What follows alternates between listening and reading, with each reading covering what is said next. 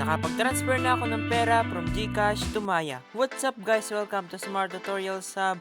And for today's tutorial, ituturuan ko kayo kung paano mag-transfer ng pera from GCash to Maya this 2026. I-address natin yung ilang problem pag sisend ito.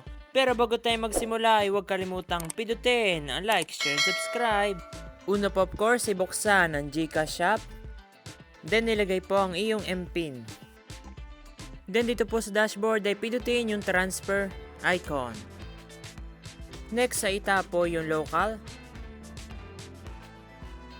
Then dito po ay itap natin yung search.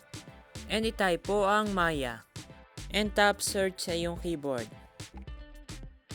Next ay select po itong ikalawang lumabas yung Maya Philippines INC. Next ay pila po dito yung amount or kung magkano ang isesend mo with a maximum of 50,000.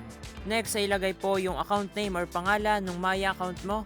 And then doon sa account number ay yung mobile number na associated sa iyong Maya account.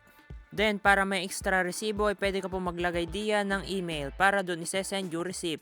And meron pong 15 pesos na fee per transaction. And kung sure ka na po ay tap yung send money.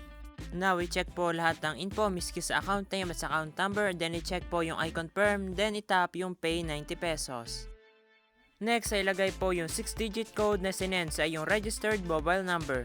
At kung natatagalan ka po ay pwede mong i-airplane mode. And magantay siguro ng mga 5 minutes. So, patience is the key lamang po. And after mo ilagay yung OTP ay tap yung submit. And yan. At nung tinignan ko po ay kagad siyang nag-send. At ganito lang po mag-transfer ng pera from Maya to GCash. Thank you for watching at kung nakatulong ko makapag-transfer ka ng pera from Maya to GCash ay tulungan mo naman ako.